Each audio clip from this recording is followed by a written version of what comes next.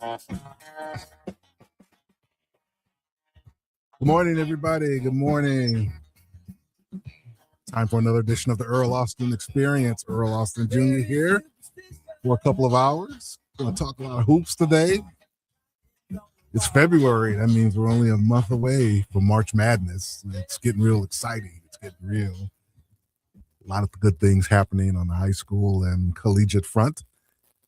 And looking forward to talking with you about it. Of course, you can reach us live, or if not, live on demand at luinfo.com or on YouTube. You can listen to us on the KLIS app, the Lou Information Station. Lots of things you can catch us on today. First, I'd like to bring in my man, Ryan Swingler. Of course, Yes, he's running the show. How are you this morning? Doing good. I actually got some sleep last night for the first time. I was supposed to pick up a shift at Carondelet, but unfortunately I slept through it. So yeah, but I did get some sleep. You really did. I got a lot of sleep last night. I've been running on like about 4 hours, but finally got that sleep in, woke up, and I'm ready to go, ready to roll. Of course, what we always do is we check in on your St. Mary's Dragons and Coach Brian Turner, Coach Big Time, 18-4. Yeah. 18-4, having an excellent year. They got a big one this coming Tuesday. Mm-hmm. CBC coming to the house. Yes, sir. I will. Tuesday, right? Yes, it is. Most likely, I will be in attendance. Maybe get some filming in for the guys. And CBC isn't the CBC that was when I was playing, like that. Even though it was like 4 years ago, I'm not gonna say back in my day, but it wasn't Caleb Love, CBC, and Rob Martin. But it's a pretty good team. But Lil Larry and them. But the thing is, this is a CBC team that stormed the court against Vianney. Yes. So I'm kind of expecting St. Mary's to handle business at home. It's going to be a good game. They got some young talent. They do have some Stacey Sorrell's and one good freshman. So then a couple of weeks, you go to DeSmet Big Time. So what a way to close it up before districts. BT wants to get in that MCC, though. Yes. He wants to. So he's going to keep scheduling those teams until they finally look at us. But, take care of business on Tuesday and then get ready for March. And of course, before we go to our guest there, we want to let you know that Earl Austin Experience is brought to you by Fast Track Auto Transport, St. Louis's go-to company for all your vehicle and transport needs. Visit ftautotrans.com or call 636-677-9004. Thank you, Mark Blue, for your support. And also Q Logics as well, brought to you in part by our friend Ben Newman, the nation's top continual peak performance coach at Q Logic. Thank you guys for your support. Now we're off to our very first guest. It's always great to talk to my man here.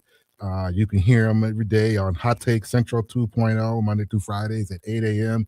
Also, he does the Billiken post-game show on St. Louis Sports Central.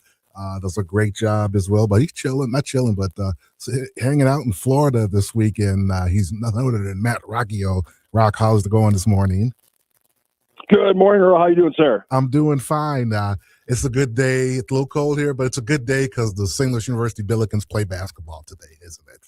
Absolutely. Every day the Billikens play has been a great day this season. We'll see if we can keep going. Of course, LaSalle comes to the house today. Billikens played them earlier in Philly, won by 12 points, but LaSalle coming in, probably near the bottom part of the A10, but as we've seen, as a number 19th rank, everybody's coming for your head. So I would expect LaSalle to be no different than what we've seen the last couple of weeks with Billiken basketball. Yeah, it'll be really fascinating too, because by my count, this is the first time a team has seen the Billikens a second time, and we talk a lot about the adjustments the Billikens make in game. We talk a lot about how they scheme up their offense and things like that. So seeing a team kind of getting the punches for the second time, and how are they adapting? I think that's going to be fascinating, because obviously once you talk about this team as a tournament team, and that's really what the conversation is about now with the Billikens, you start looking at where are the weaknesses. And it'll be interesting to see if a team like LaSalle, who did, like you said, lose by double digits earlier, let's see if they can maybe poke some holes and find some of those weaknesses that we are going to be talking about once this gets to March. What's interesting, or I should say what's exciting today, is today's game is a sellout. And what's really interesting, it's a sellout that doesn't involve VCU or Dayton. It's a LaSalle game. So that really speaks well to the interest that Josh Church and the Billikens have really drummed up here in town. Yeah, and that's not going unnoticed by people around the A10. The fact that SLU's selling out a LaSalle game when LaSalle is where they're at right now, yeah, that's a big deal. Selling out Dayton is one thing. Selling out VCU is another. Selling out LaSalle is just a completely different level of success for this team. And I know we even have websites that are tracking social media impressions and which teams are doing the best on social media. And the Billikens are up there as well. And like these things matter. The basketball, of course, is going to be the biggest thing on the court. But everything else matters now. NIL matters. Social media matters. Ticket sales matter at a different level than they ever have before. And so that's a huge factor in today's game. It really is. I'm thinking all these things are popping up all the time. Like I had no idea they were tracking this kind of stuff. And we were like right in the middle of it then. What I find fascinating too is like the numbers guys, like yourself and around the country, they love this team, don't they? Oh, yeah. It's hard not to because, whatever site you're using, if you're using Evan Miyakawa's stats or you're using KenPom or CBB Analytics is one that I really like also. I'll throw that out to people. If you are kind of a basketball head, CBB Analytics is great because they give you one team and they give you almost all the stats they provide for everyone. They give you one team for free. And so you can jump on cbbanalytics.com if you're a big Billikens fan, and you can see a lot of the numbers that these deep stat heads are looking at completely for free because they give you one team right up. And so, and just everything you look at through these teams, I mean, it's not just the individual. We talk a lot about this team being more than the sum of its parts. That's a huge factor. And that's why some of these sites are fun because you can look at guys and how they affect full games. And it's like, you might not think, and national people might never really think about Ishan Sharma unless he's having a big game. But you can use these numbers. You can see that, not just with the Billikens, but nationally, he's one of the most impactful players when his feet touch the floor. It might only be for 17 minutes a game, but for those 17 minutes, he is one of the most impactful players in college basketball. It's the same thing with Brady Dunlap. And so there's all these deep stats that for some people, I understand they don't mean a lot, but when you just extrapolate it, and I can just tell you that when Brady Dunlap steps on the floor, the Billikens play better than when he's not on the floor. Full stop, that is a provable fact. That's, I think, a fascinating thing that fans can hear about because it might only be 12 minutes. But you can see it in the game we just saw. If Brady Dunlap gets hot, if Brady Dunlap gets his chances, he can go off and change a game. Talk about some of the other, we hear about, like you mentioned KenPom, we mentioned the net, the Billikens Under 50. Talk about some of those services, for lack of a better term, and then how the Billikens fit in that and how does that fit into potential what we're looking at for March and NCAA. I know that's looking ahead for the coaches, but for fans, and how does that all fit? To me, I'm still learning on the fly. I just watch the games and do little things like that. But how does that all fit to me in this scheme of things? So there's a couple of different factors. Like the big one that, like for KenPom, that's jumping out to a lot of people, and the national people that pick up on this right now is for a while there, and I think they've actually dipped a second in one of these rankings, but for a while there, about a week or two, the Billikens were number one in both offensive and defensive effective field goal percentage. And all effective field goal percentage is that it normalizes the increased difficulty of a three-point shot. So you essentially get more points in efficiency and like a percentage for making three-point shots. For example, Brady Dunlap goes 6 of 6 from 3 points in this last game. His effective field goal percentage was over 100%. So the Billikens were number one in both offensive and defensive effective field goal percentage. And the difference between those two numbers was the largest one in the history of KenPom. Basically saying that, relative to their competition that they faced, this is one of the most dominant basketball teams we've ever seen in the last, 20 odd years or something like that. So that's one way you can use KenPom. Then we talk about the net, and KenPom does this as well. We get into more of the schedule thing. And so right now the Billikens are sitting at 2-0 in quad one. I think it's 6-1 in quad 2, 7-0 in quad 3, and 9-0 in quad 4. I might be off by a couple of those numbers, but that's essentially the numbers. And that's this new thing they brought up a few years ago that's all about just kind of quantifying home losses and home and away losses. So essentially, for a home game to be a quad one game, the team you're facing has to be a top 50 team or a top 25 team. I always forget the difference off the top of my head. And then for a quad two, it's a different range of their ranking in the net. And all it is it's supposed to give the committee a better scope of how hard your schedule actually is. But we know that mid-majors, despite how good their net can be, there's always a risk that the mid-majors and the low majors are going to get kind of screwed over on Selection Sunday. Yeah, absolutely. obviously, when you talk about mid majors, you think of at large possibilities, and at this stage of the game, Billikens at large possibilities are pretty solid, wouldn't you say? At this point. At this point, Well, and finally, not finally, but also one thing I just saw today, the Billikens have 8 players averaging at least 8 points a game. I think they said it was the first time since the mid '70s that has happened. That's really something else to see. yeah, it's unbelievable the way you spread it out, and that's the thing is like I can't see.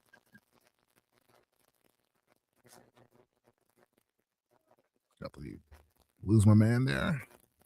That are you losing me a little bit? Yeah. Now I got you. Yeah, you went out in and out a little bit. Sorry. Yeah, I pace when I talk, so I need to stay still.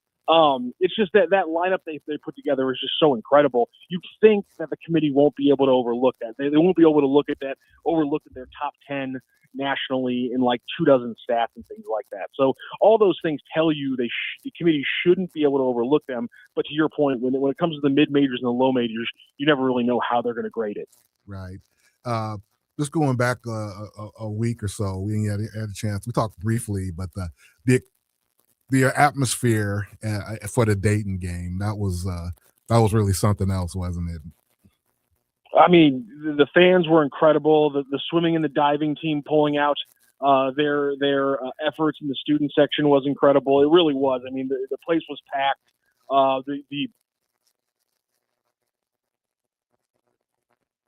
Lost you again there, right? Oh, sorry about that. Sorry about that, Earl. Sorry.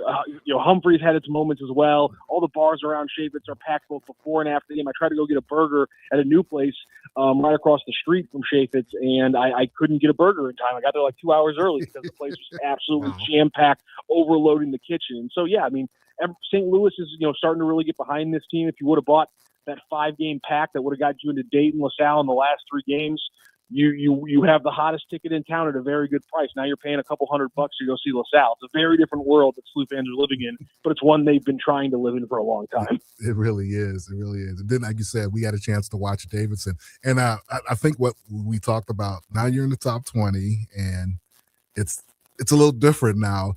2 of the last 3 games we've played, we've been behind by at least 15 points, whether it was GW at home or Davidson at home on the road. So it's been a test of the mettle of this team. We've seen the talent and we've seen all the other things, but the last couple of weeks now, it's a test of the Billikens' mettle. And I think we've seen that they have plenty of it coming back from these big deficits against some pretty good competition. Yeah, and you have them kind of slipping up against Duquesne as well the week before that. Oh, Lord, last 3. Yes. It's really been the weeknight games that have gotten them. Tuesday night, yeah. Tuesday games. Yes. Oh. Yeah.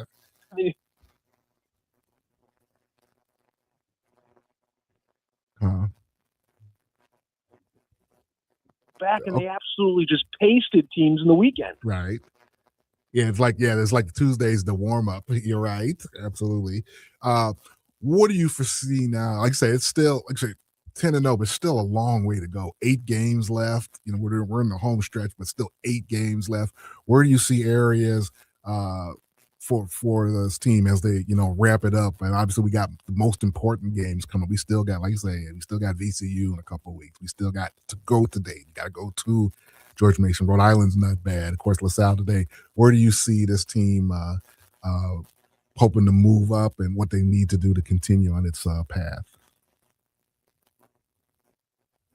Obviously, because right now they could slip away, but right now George Mason is their last Q1 chance. So getting another Q1 opportunity and winning that game. Also, it's the last game of the regular season. Put a good taste in everyone's mouth before the conference tournament. I think that's a big thing. But again, just like today against LaSalle, for me, it's the second time you face opponents, and the crazy thing is they faced Loyola Chicago twice in these last 8 games, and obviously they have the VCU or the Dayton replay, to your point. And so for me, it's how do teams that have gotten a look at the Billikens and maybe got blitzed by them at one point, or maybe had a lead on them and then lost it. In the case of some of these teams, how do these teams adapt and attack the Billikens a second time? Because that's, at this point, to your point earlier, they're an at-large team. They're playing in the tournament. So the question becomes, against a team that maybe has a little bit more size or a little bit more shooting than they're used to in the A10, or maybe it's a Power 5 team that they get early, how do they match up against a team that might have more talent than what they faced, other than the 3 or 4 games that have been quad one games this year? For me, it's how do these teams adapt and attack the Billikens a different way? Do they successfully take away what the Billikens are great at, and is obviously on film? The shooting from Trey Green, Ishan Sharma, Brady Dunlap, how Robbie Avila has been able to attack bigs this year and attack smalls. Like, do teams figure out ways to stop the Billikens late now that they have tape, or do the Billikens are the Billikens constantly able to keep adapting over teams? Because that's what it's going to come down to in the tournament. Obviously, the big things, free throw shooting, stabilizing, is a huge factor over these games, because that's going to be important when it comes to the tournament. But really, how these teams adapt to the Billikens late in this schedule, and then that'll be the same thing in the A10 tournament, that's going to be a fascinating thing. Yeah, I know. Obviously, we're living in the moment, having a great season. But the teams, obviously, the team and the coaching staff, it's about LaSalle today. It's LaSalle today. But as fans, and we follow, we like to put the cart before the horse a little bit. Sometimes I find myself watching all these games, especially for like UConn and St. John's last night, and watching a lot of these teams. Do you find yourself watching these teams from these P4 conferences and just kind of saying, how do we match up against some of these teams? I find myself watching the game, as a fan, but then watching like, this is a potential opponent we could see, and how do we match up with a team like this, a team like that? Do you see yourself doing that at times? Oh yeah, every time I watch a P5 game, it's one of two things. Either the coaching of the Billikens and how well that team is coached jumps out to me when I watch a P5 team that clearly is just kind of trying to like brute force their offense at times, and I'm like, okay, this is the difference between a team that understands its players and understands how to get the most out of them offensively, and a team that just is trying to put together as much talent as possible, and maybe the parts don't actually fit. That's the first thing. And then to your point, the main thing I look for teams that are built like a better version of GW. Or a better version of Dayton or Davidson, excuse me, because right. Are there teams out there that have 3 or 4 shooters and then 1 or 2 post guys who can get offensive rebounds and kick it out? You just described Nebraska. Yeah, exactly. That's a great point. Or is there a GW team that's 6'6" through 6'10", all up and down the lineup, and takes away all the athletic and mismatch and switch advantages that the Billikens get against normal sized teams? So I look out for those two things, and there are obviously a lot of teams. I talked about this on STL Sports Central earlier this week, and I'm like, honestly, I don't. If the Billikens play 100% their perfect game, I don't know if they can beat probably the top 8 teams in the country. But the teams ahead of them right now, from like 9 to 19, if the Billikens play their 100% game, they hit their free throws, 1 or 2 of their shooters pop, they can beat everyone who's ranked ahead of them right now, whether it's the Net, KenPom, or the AP rankings, up to about the 8th spot. Then those teams, like to your point, Nebraska, when they're up there, the Illini, I look at those teams and I go, okay, is there enough of a difference between the levels here that I don't know if the Billikens play 100% and the other team plays 90%? If the Billikens can win, I really only think it's the top 7 or 8 teams in the nation. I'm amazed at how big some of these teams are now. Like I said, I watched Florida, Michigan, and Illinois come to mind. There's a few others, but just how huge they play. 6'11", 6'10", 7 foot, and skilled dudes too. I say Illinois is really scary to watch. It's fun to watch, and then obviously Bragler at 6'6", but these are big, long teams were out there. They're playing out there. Michigan, another one that we mentioned.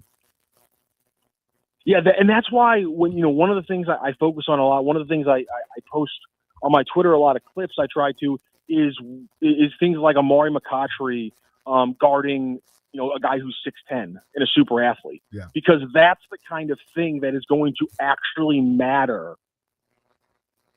to actually winning these games in the first few rounds. Amari McCautry is going to have to guard somebody 3 or 4 inches taller than him at some point in the game for a long period of time. And if he can lock him down, the Billikens will have a different game. Like Robbie Avila taking guys off the dribble down low. And then more so than that, Robbie Avila this year taking advantage when guards switch onto him. That's a huge thing, because last year that was the kryptonite of the Billikens offense last year. Because they didn't have enough shooters, you could hide bigs on some of the other on the non-shooters, and then they would put a small on Robbie, that would just harass him all day long. He couldn't play out on the perimeter against smalls, and then down low they would send help and they'd fluster him. So, can Robbie Avila, keeping up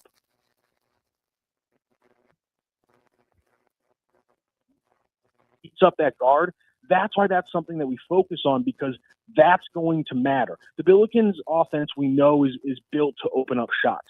And to Josh Schertz's point, it's all about getting the shot. As soon as the ball's in the air, fate takes over. God only knows what happens. But we know the Billikens can get shots because offense will always play. But the bigger things of kind of like the side things, some of the things that make the Billikens special, like Kellen Thames. Can Kellen Thames have a 7 for 10 or a 6 for 7 night driving the ball against the Illinois front line?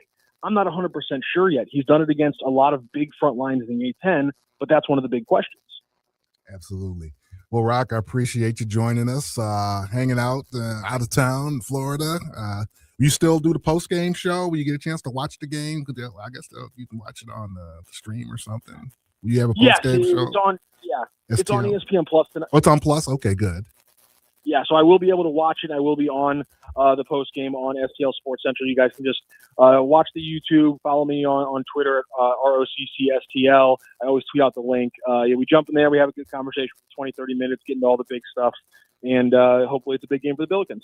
Matt, always a pleasure. Thank you very much. Look forward to you watching you on the post game this afternoon. Thank you so much, Earl. You have a great night. All right. That's Matt Rocchio. You can also see him or watch him on Hot Take Central 2.0 every Monday through Friday. Of course, the Billikens in action today, 2:00 against the LaSalle Explorers. Should be a lot of fun as well. Billikens are currently 10-0 in Atlantic 10 conference play, 22-1 on a 16-game winning streak.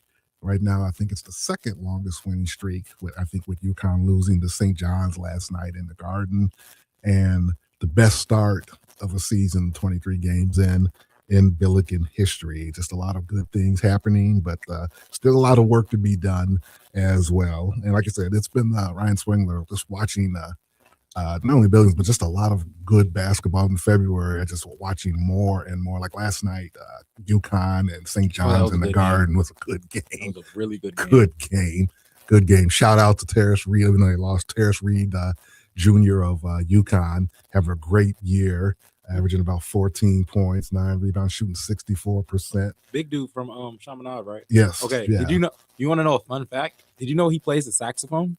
No, I didn't. Yeah, fun fact. He played the saxophone back in high school, and Oh. I did too. So all the Catholic schools, we had like a big band event, and it was me, him, and some other like tall kid from like the Smet or something.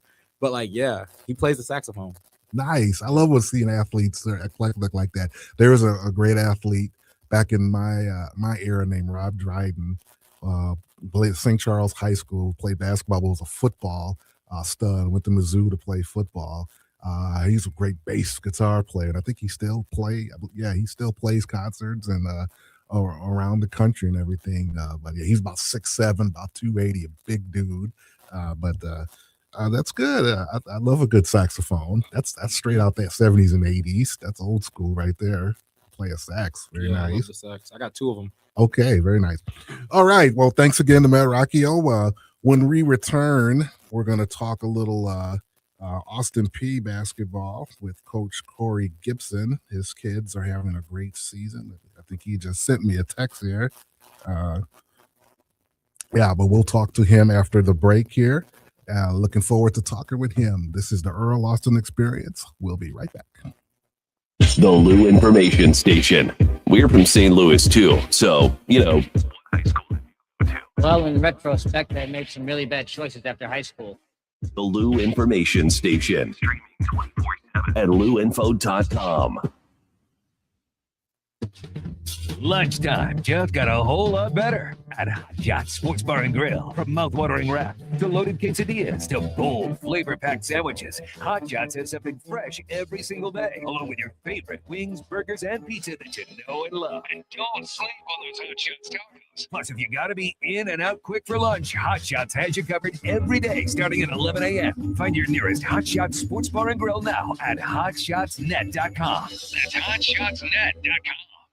Fast Track Auto Transport has been a trusted leader in vehicle shipping for over 25 years, providing reliable, affordable service across the U.S. Fast Track offers fast and safe transportation solutions for individuals, dealerships, fleets, and businesses of all sizes. The Fast Track team prides itself on honest communication, competitive pricing, and real-time tracking, which gives our customers peace of mind from pickup to delivery. Whether you're shipping a single car or managing a large fleet, Fast Track delivers a smooth, hassle-free experience every time. Come see why Fast Track Auto Transport has been St. Louis's go-to company for all your vehicle transport needs for over 25 years. The trusted way, the safe way, the Fast Track way. Visit ftautotrans.com or call 636-677-9004. That's ftautotrans.com or call 636-677-9004. This is Mizzou wide receiver Kevin Coleman Jr. And I'm Mizzou linebacker Josiah Trotter. When we hit the field, we have each other's back. And off the field, we got James Carlton and State Farm covering us. Thanks, fellas. Nothing beats college football season and nothing beats saving money. Just by getting a quote from our office and mentioning Mizzou, we'll make a donation to support Mizzou's will to win push on your behalf. No strings attached. So you're supporting the team just by checking your rates. Doesn't get any easier than that. It's so easy. Check them out online at cartoninsurance.net. MIZZOU. Let's talk about your health insurance. There are a lot of reasons why people need affordable health insurance. But here's the bottom line. You know you need affordable health insurance. For you, a spouse, a family member, whatever. I'm going to give you a free hotline to call to find affordable health insurance that can cover all your health insurance needs in case you get sick or have an emergency. Plus, cover vision, dental, and more. And there are no long-term commitments. You can keep your plan as long as it's affordable. And for the price of a cup of coffee. We're not talking about one of those fancy coffees. For the price of a regular cup of coffee a day, you can have quality, affordable health insurance. Call the health insurance hotline for a free quote. 800-373-8414. 800-373-8414. 800-373-8414. That's 800-373-8414. I'm Big Toe Media President Dave Green, and for the last few months, I've been telling you about what makes Home Bank different. Local people, local decisions, and real relationships. So let me take that a step further. When you walk into Home Bank, you're not walking into a system, you're walking into a conversation. This is a bank that understands St. Louis because they're part of it. The people making decisions live here, work here, and invest back into the same communities you do. That matters, especially when you need answers, flexibility, and a partner you can trust. Big banks can make promises. Home Bank builds relationships. If you're ready for a smarter, more personal banking experience, I'd encourage you to start that conversation today with Home Bank, the team behind our team. Visit myhomebank.bank or call 855-577-2001. Home Bank, member FDIC. More than a bank, they're your business partner. St. Louis, meet your new daily companion, the Lou Information Station app. Listen live anywhere, anytime with one click. Dive into live or on-demand content. It's the fastest way to stay connected to the conversations that matter in the Lou. Just search Lou Information Station in the App Store or Google Play and download it free today. The Lou Information Station app. Crystal clear St. Louis talk 24/7.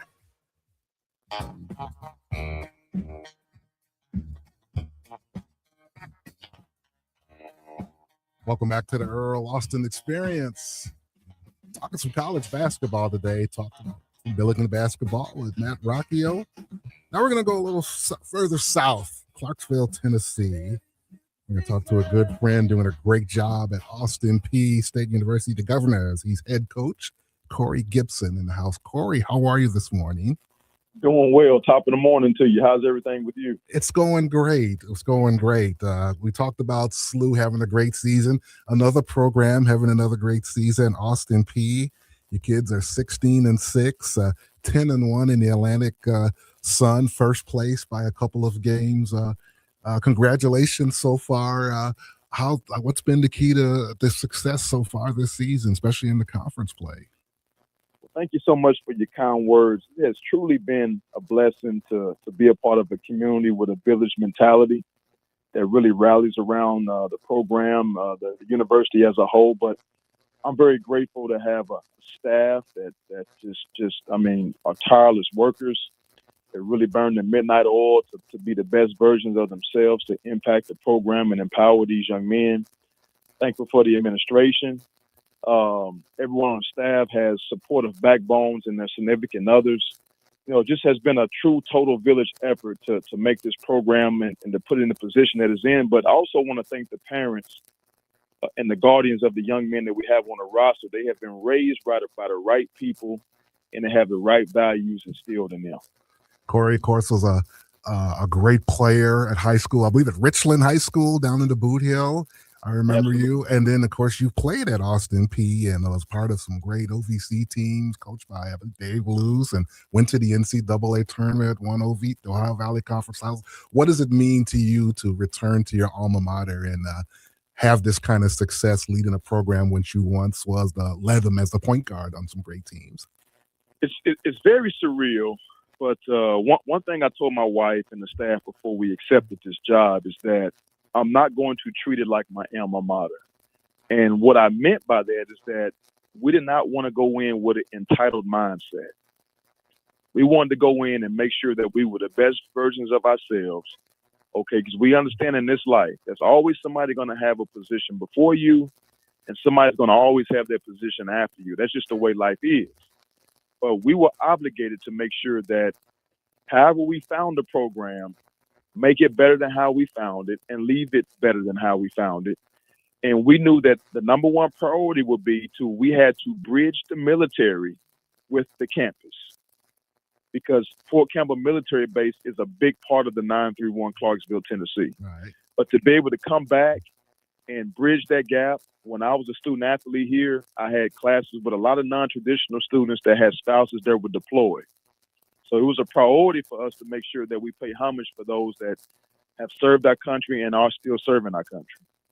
Of course, you have a game today against North Alabama at 4 p.m. Also, thank you for joining us. I know on game day, I know you're busy, but it's Military Appreciation Day. We're talking about that. Will you have the fatigues on? Will you be in uniform? I know that's something you've done in the past to help salute and pay homage to the military. You better believe it. I wear that every game, and thankful that the General Walt Lord blessed me with the privilege of being able to wear that. And as we met and talked about it, he said, Gift, some people may say that it's stolen valor. He said, but we don't have enough people in our country that are willing to pay homage. And he said, those that serve our country really appreciate the fact that you're willing to stand 10 toes down to pay homage to those that are serving and those that have served. So the military will be there in full flesh tonight.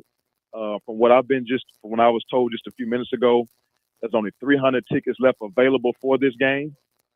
The military, they'll be recognized, but they're also doing something for us at the 12-minute mark of the game, because we trained with the Night Stalkers on 9/11 of this past year. Oh, okay.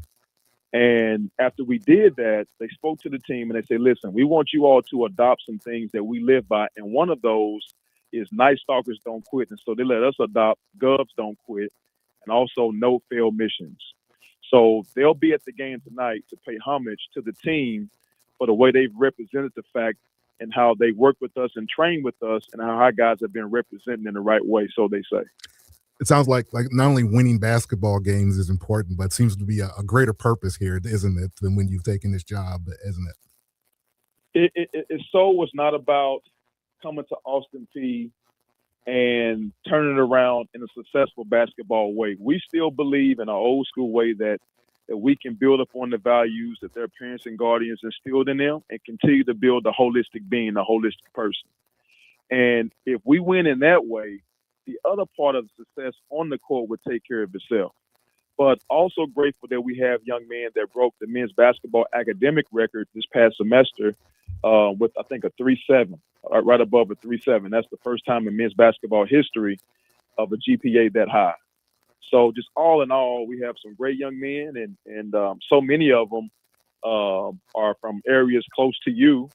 in the Show Me State. We don't discriminate where we take people from, but just the fact that me and another member of my staff were from the state of Missouri, were able to go back to some fertile soil that we grew up in, and it resonates with us. People trust us from that neck of the woods. But all in all, we're just grateful to have a group of young men from different states that trusted us enough to be able to come here and represent Austin Peay State University. And as you said, that was the next thing that people ask, what's Earl have on a coach from Austin Peay for? Well, like you say, first, he's a good friend. And he's doing an outstanding job, but he really has done a great job of recruiting. Like I say, he's a native of the Show Me State and recruiting kids from all over the state of Missouri and having great success doing it. I want to start with a couple of kids first, since we're here in St. Louis. A couple of young men from the St. Louis area. Zyree Collins, a freshman from St. Mary's South Side, and of course Matt Enright, Matty Ice from Webster Groves. Talk about those two young men first. You know, both of them come from great backgrounds. They come from great coaching.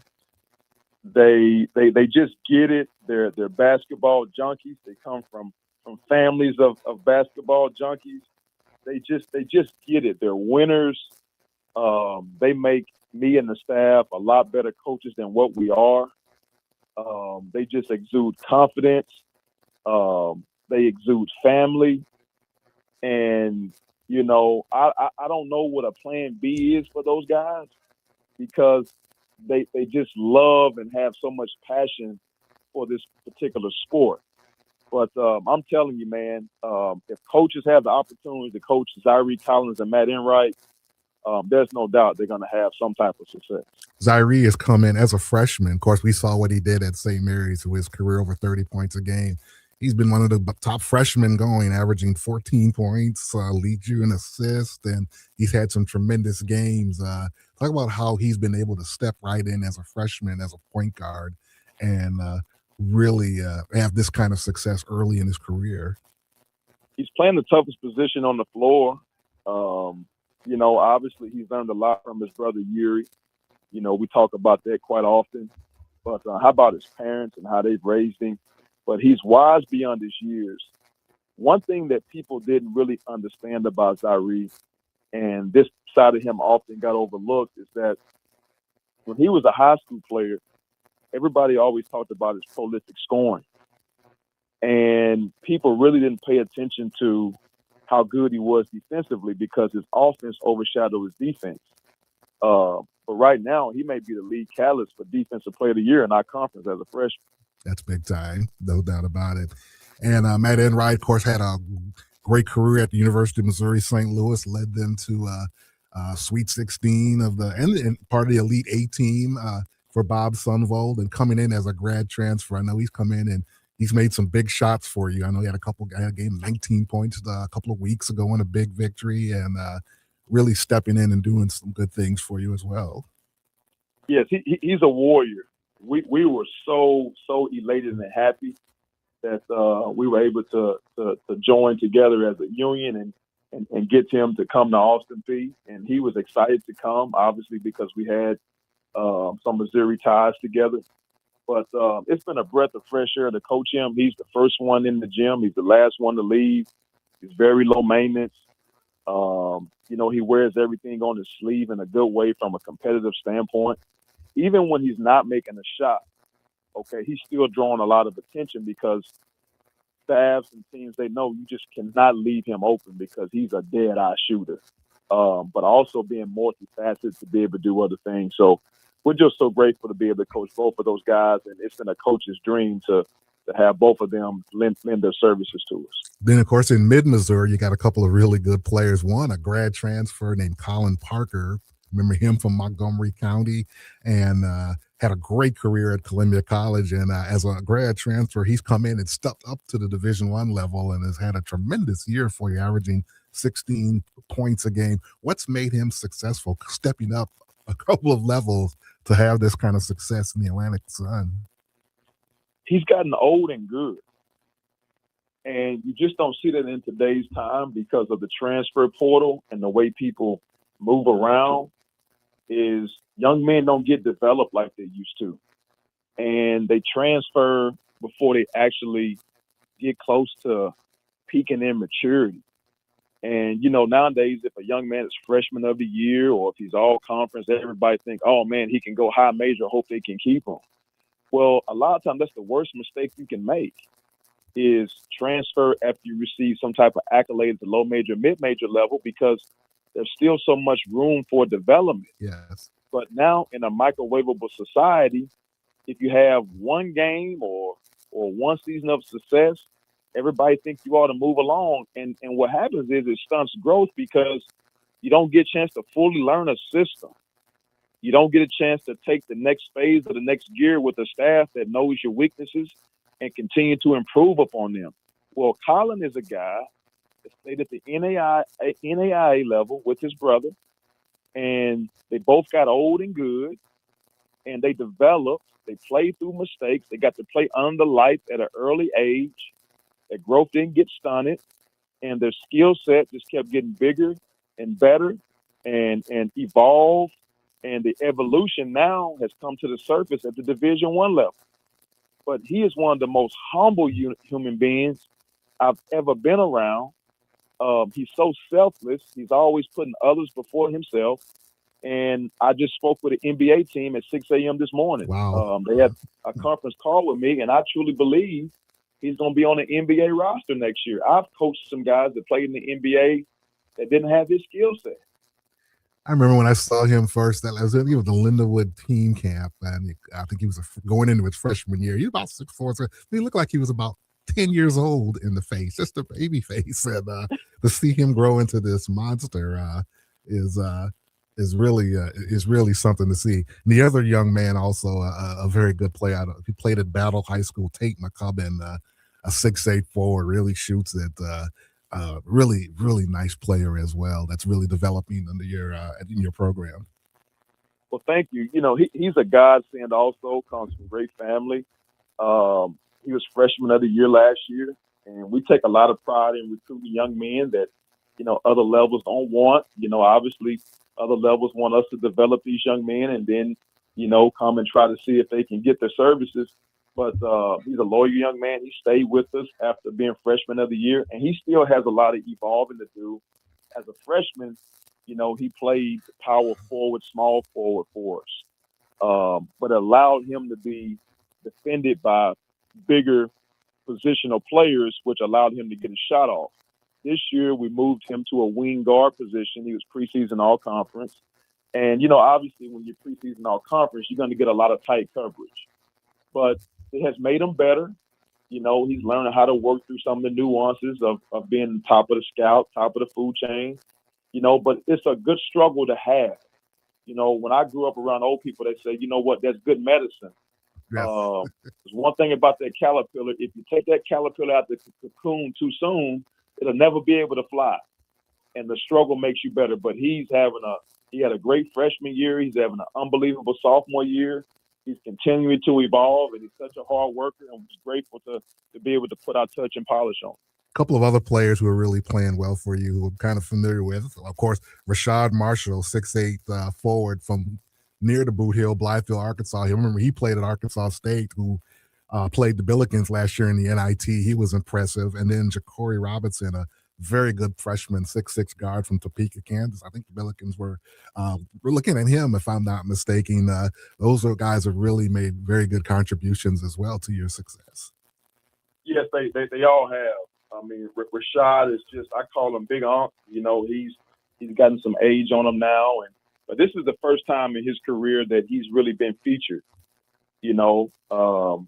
Nothing against the other programs; they were all very good. But I'm kind of from the old school cloth. I believe in playing inside out and giving guys touches. So often around the country now, the guards get the bulk of the attempts.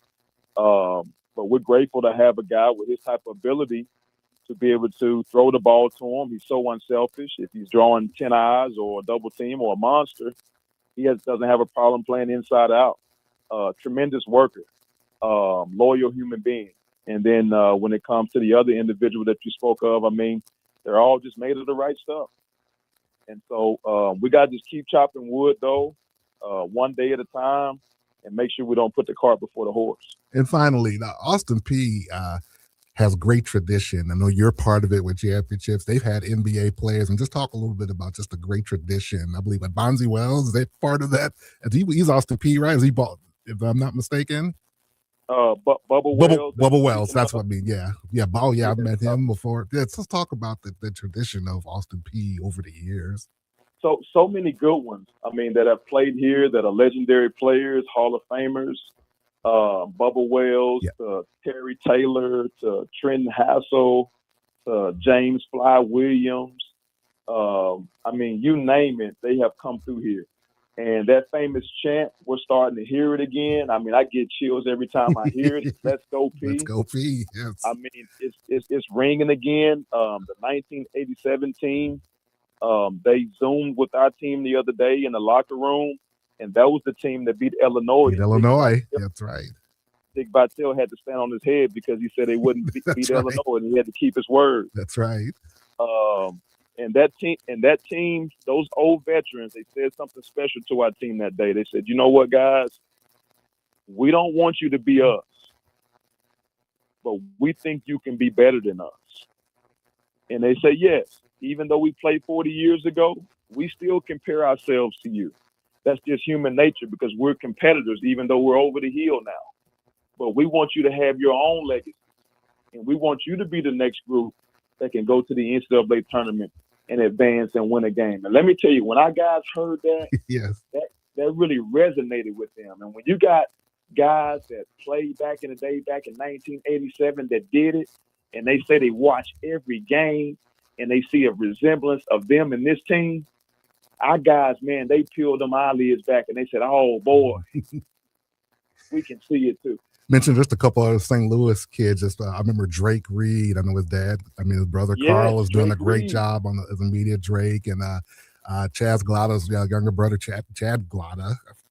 I forget his first name. I know Chaz. What's his name? I forget his name. Chaz Glada. Chaz is the older one. The brother now up that way.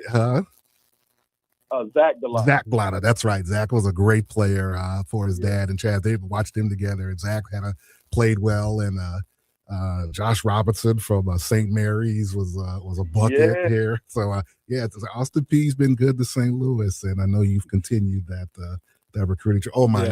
Me being a graduate of St. Mary's and playing at St. Mary's, I've heard about Josh Roberts before I even got there, and they were like, he was the king of St. Mary's and at Austin P. He was so nice, but man, Josh was a walking bucket. That's what I heard. Absolutely. Well, Corey, thank you very much for joining us on game day. I know there's so many things you got to do before this game today. Congratulations on the success. Keep it going. I watch you guys on the ESPN Plus and look forward to continuing to watch and hope to see you in the NCAA tournament next month. That would be great. Absolutely. Hey, thank you. Always got love for you, and everybody always knows who's Lindenwood's finest and Lindenwood's best, and that's you. And you're always the greatest, man. And I haven't met many human beings that no matter what time of day it is, that you always greet a person with a smile, and that love and affection you have is contagious. So just appreciate you being you. Thank you, and say hello to your great assistant Tim Ward for me as well. He's another good young man. Hey, he's a recruiting coordinator. He's a big reason why we got most of these guys that we have, and thankful for the other guys we have on the staff. They're just great human beings, and I wouldn't be where I am in my career if it wasn't for guys like Tim and the rest of the staff. All right, now go get after North Alabama now. Hey, thank you. All right. That's Corey Gibson, head coach at Austin P State University. I can say 10-1 in the Atlantic Sun Conference, 16-6 overall. They've won 5 in a row. So having a great season. And it's good to see so many kids from the state of Missouri, St. Louis, like you said. Another young man, Anton Brookshire, from Springfield, Kickapoo. Yeah, he was nice too. Nice player, having a heck of a season.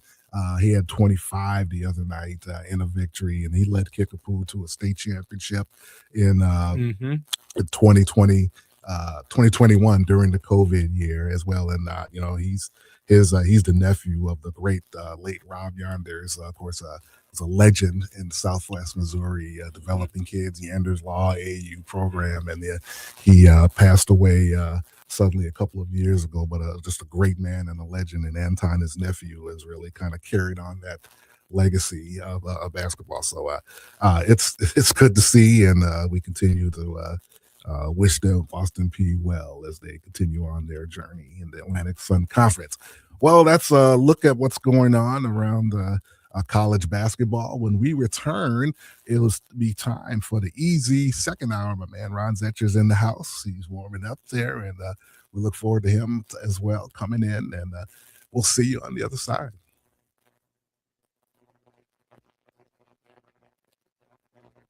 From Wildwood to Westport, if people in the St. Louis area are talking about it, Shit, everyone's talking about it. so are we. The Lou Information Station.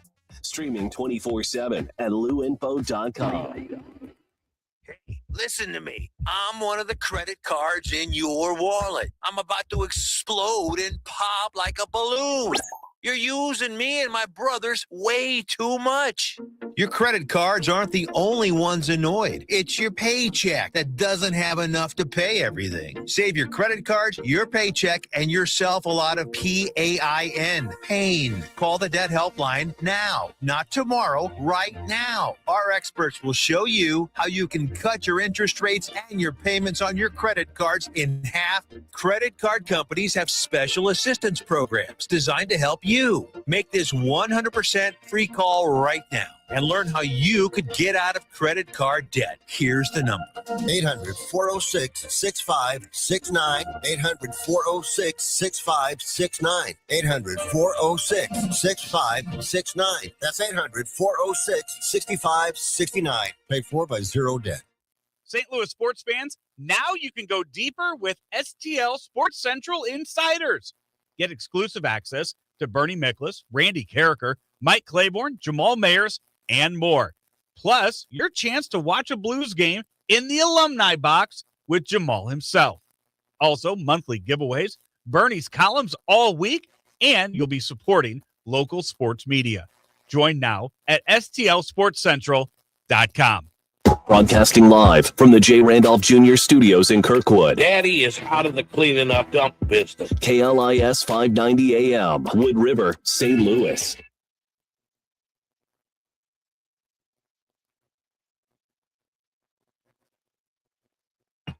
Is your brand stuck on the sidelines? Tired of feeling like your marketing budget is just warming the bench? Well, then it's time to get in the game with EyeSight Media. We don't just put your brand near the action, we put you in the action. Imagine this, your company front and center, showcased in NCAA and pro stadiums and arenas nationwide. If you're ready to elevate your brand to MVP status, don't miss this shot. Visit eyesightmediagroup.com today to apply for an in-arena partnership. That's eyesightmediagroup.com. The Lou Information Station, 590 AM KLIS, Wood River, St. Louis.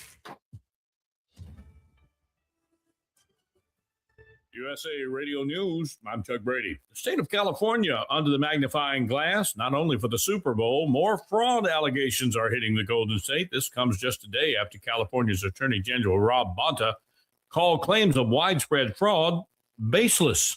Trump administration is ignoring the facts and trying to weaponize fraud against California and other blue states. They're trying to sow distrust and conjure up a reason to tackle and go after and attack blue states.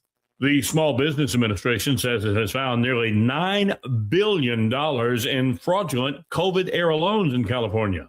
More than 111,000 borrowers are accused of getting federal relief money meant to help small businesses during the pandemic. The SBA recently suspended nearly 7,000 borrowers in Minnesota who were linked to suspicious COVID-19 loans totaling about $400 million. Bonta says fraud is a serious problem and California takes it seriously. That's why over the last 10 years, we've recovered nearly $3 billion in fraud perpetrated against California. Meanwhile, a conservative group is suing San Francisco over its reparations plan for Black residents, calling it discriminatory. The lawsuit claims the plan is unconstitutional because it gives benefits based on race, not individual circumstances.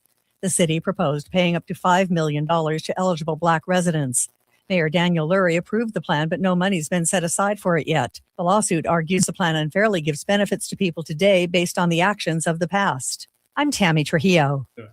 And the former Dodgers star been found guilty on a federal gambling case. Yasiel Puig convicted by a jury in downtown Los Angeles. Charges of obstruction of justice, making false statements to federal investigators. The 35-year-old former right fielder spent 6 seasons with the Dodgers. America's News Network, USA Radio News. Business owners, are you paying high phone bills for old school systems and lousy service? StrongTel cuts your phone bills in half and turns every phone you own into a feature-rich business system. Sean Roddy, CEO of Hennings Brothers Drilling, had this to say: "We've been a StrongTel customer for over 10 years. It's great. It even includes an intercom with video to our equipment yard. I can watch live from anywhere with my smartphone. I'd recommend StrongTel to anyone. Never miss a customer call again with your StrongTel business system. StrongTel is a proud iTex partner and always welcomes your iTex dollars. You'll get award-winning StrongTel service, a business-class phone system, and cut your phone bill in half. Visit strongtel.com.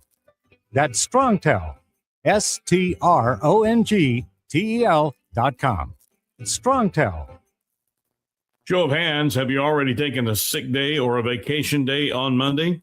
Well, you're not alone. It's estimated over 1.5 million people will be outright ghosting their jobs Monday after the Super Bowl game. Right after Super Bowl Sunday, they call it Super Sick Monday. Whether the Patriots or Seahawks take the ring, most experts agree there's a 100% possibility that headcounts will be slim Monday morning. According to UKG, 26 million people will take a sick day on Monday. Over 3 million people will call out sick. 6 million will swap shifts with a coworker, and just over 13 million expected to take a pre-approved day off. That way they can take more photos. I'm Monica Nelson. If you're not into Bad Bunny, Kid Rock will headline Turning Point USA's alternative to the Super Bowl halftime show this weekend. The conservative activist organization founded by the late Charlie Kirk first announced their show following the selection of Bunny as the Super Bowl performer. President Donald Trump has been highly critical of Bad Bunny being chosen. Joining Kid Rock for Turning Point show will be Brantley Gilbert, Lee Brice, and Gabby Barrett. Turning Point's All-American halftime show will air at around 8 Eastern Sunday across multiple platforms, including YouTube, X, and others. And then there's always the game. Chuck Brady, USA Radio News. iLocal.net is offering a free website analysis to improve the online presence of your business. Business owners across the U.S. turn to iLocal.net to improve their search engine rankings. Search engines are constantly changing their algorithms. You need the professionals who know how to use those changes to benefit your business. Don't hope for new customers. Get found and be chosen. Visit iLocal.net/go for your free website analysis. iLocal.net/go. Lunchtime just got a whole lot better at Hot Shots Sports Bar and Grill. From mouth-watering wraps to loaded quesadillas to bold, flavor-packed sandwiches, Hot Shots has something fresh every single day, along with your favorite wings, burgers, and pizza that you know and love. And don't sleep on those Hot Shots tacos. Plus, if you gotta be in and out quick for lunch, Hot Shots has you covered every day starting at 11 a.m. Find your nearest Hot Shots Sports Bar and Grill now at hotshotsnet.com. That's hotshotsnet.com.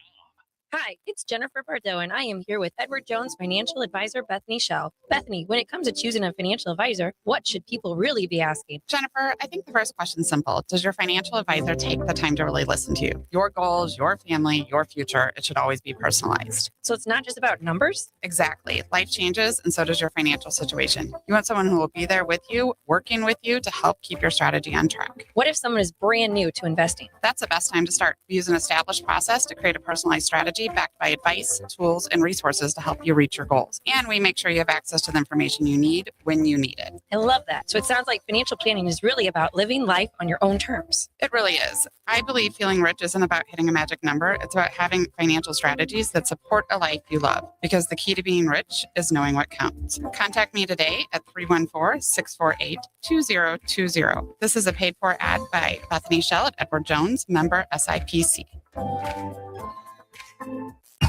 Is your brand stuck on the sidelines? Tired of feeling like your marketing budget is just warming the bench? Well, then it's time to get in the game with Eyesight Media. We don't just put your brand near the action, we put you in the action. Imagine this, your company front and center, showcased in NCAA and pro stadiums and arenas nationwide. If you're ready to elevate your brand to MVP status, don't miss this shot. Visit eyesightmediagroup.com today to apply for an in-arena partnership. That's eyesightmediagroup.com.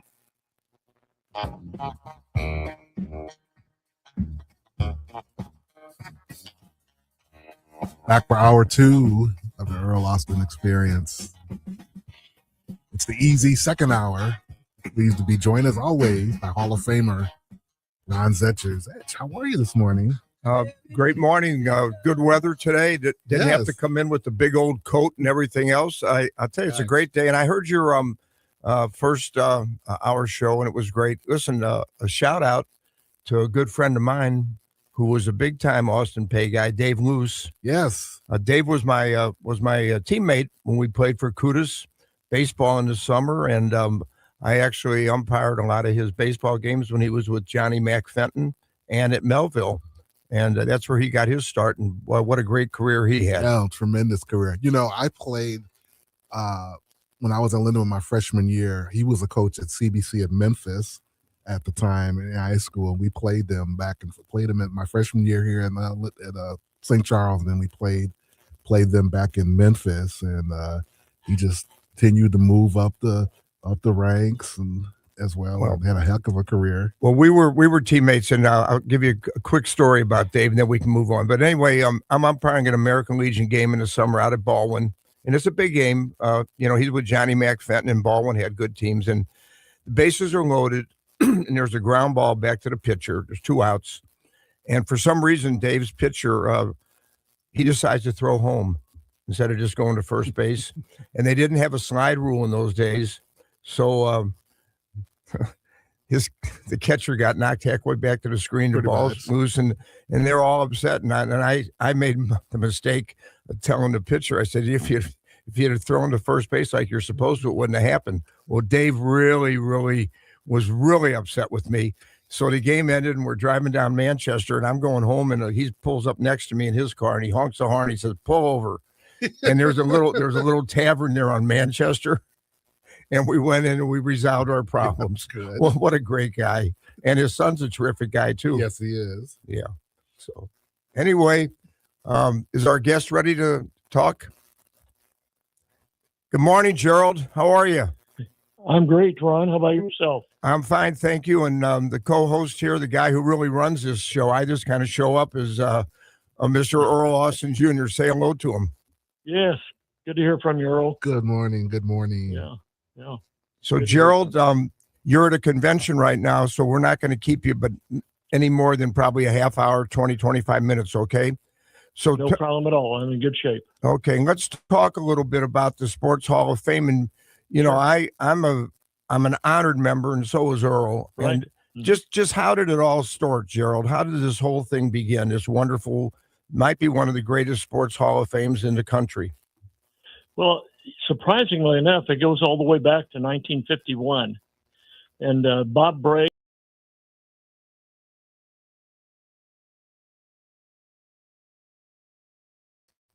and it began, they had a fairgrounds. And it operated that way for about 10 years. And then the fair decided they didn't have room to host the plaques, and it got moved to the Capitol in Jeff City. And once again, it was kind of stuck away, and most people didn't actually know about it. And while Roy Blunt was Secretary of State, a new Secretary of State office building was constructed a couple of blocks west of the Capitol, and a conference room was designated as the Missouri State Sports Hall of Fame. And by that time, they had about 50 or 60 honorees, inductees that have been put into the old Missouri State Sports Hall of Fame. And in the early 90s, Norm Stewart, Gary Filbert, Coach Dave Porter approached John Q. Hammonds about helping them start a Missouri Basketball Hall of Fame. Columbia College in Columbia, Missouri actually offered to donate their old gymnasium for that purpose, and they headed out in that direction. In some of the planning and so forth, they decided it was probably going to cost more to renovate the old gym than it would be to build a new building. So they started moving in the direction of building a new building, and every city in the state vied for that.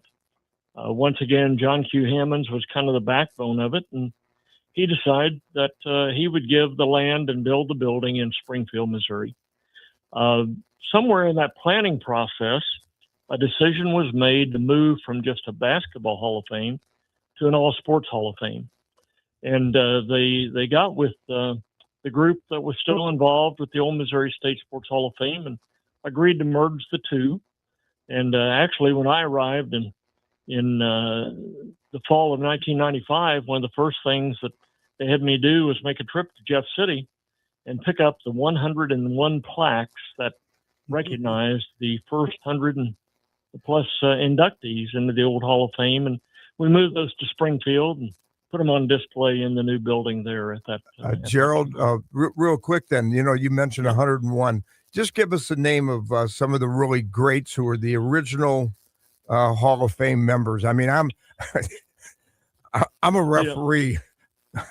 I'm standing next to a lot of really big time people. Who are the first big ones? In the early days, Cal Hubbard, I think, was the very first guy.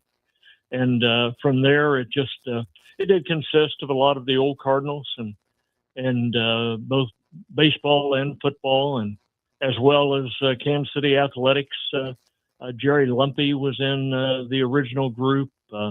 Of course, some of the great basketballers, some of the early guys that played really before this more modern era that we watch today related to media. Do you recall some of the basketball guys? Because Earl here is the one of the voices of the St. Louis University Billikens, who are kind of doing pretty well right now. Yes, 22-1. Harry Gallatin was one. Yes. He was, of course, a big man. I had Harry and Norm at several golf events during my early tenure back in the late 90s, participate for us. There was a big guy, Bob Kurland. That's the name I was trying to pull out. Oklahoma A&M. Jennings High School. Yes, that's right.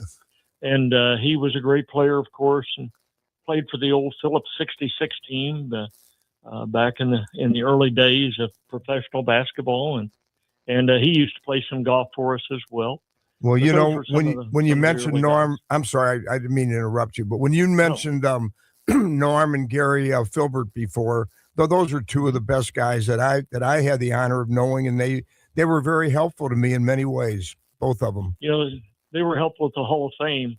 When I was a student many years ago, I attended undergrad at Southwest Baptist University after I'd gotten out of the Air Force here in Bolivar. And Gary Filbert was coaching at Missouri Western. And, of course, Western and SBU had quite a rivalry in the old NAIA District 16 level of play. And so one of the first people I met when John Q. hired me to come to the Hall of Fame was Gary Filbert. Gary was quite involved on the board at that time with the Hall of Fame and really was an asset for many years until his passing to me. And, of course, Norm was still coaching at Mizzou, and everybody knows Norm Stewart. Yes. In the state of Missouri, really, sports. And I used to tell people in my early years while Norm was still coaching, he would call me and just chew me out. I was kind of like a sounding board, I think, for him. and I still chide him a bit about that. It was kind of like, I don't have anybody else to call and chew out, so I'm gonna call Andrews today and get on him about something. But I want to tell you, when Norm retired, he became one of the greatest friends of the Missouri Sports Hall of Fame. And I can't tell you how many events and activities that he participated in, supported us in, and so forth. Of course, we did recognize Norm as one of the early Missouri sports legends.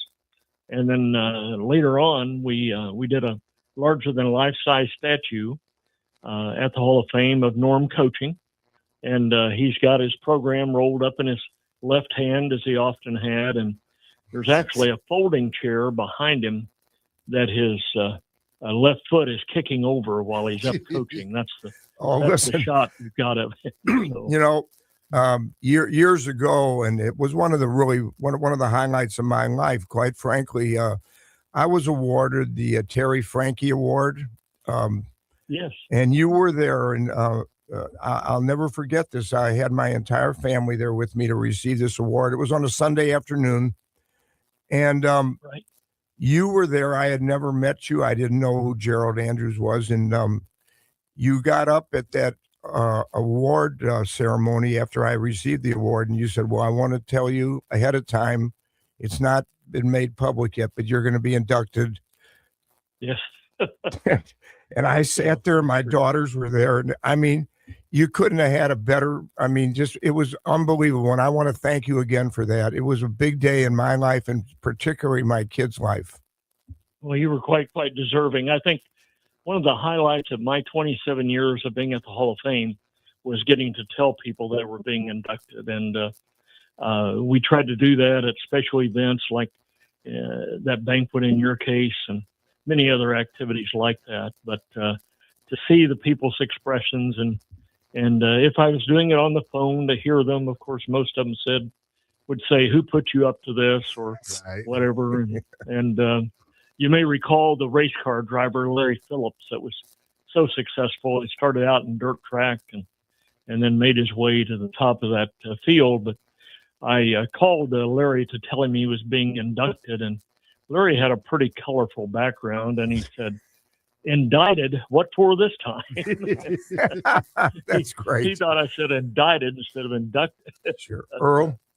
What I like about what you do is that you have different Hall of Fame ceremonies for different regions of the state, where you have like a St. Louis region, the Mid-Missouri, Southwest, or the Kansas City. Kansas City. I really enjoy. So you're stretching it out each part of the state, and everybody gets their own. And I always thought that was pretty cool that you did that. There's a couple of names. I'm sorry. Go ahead.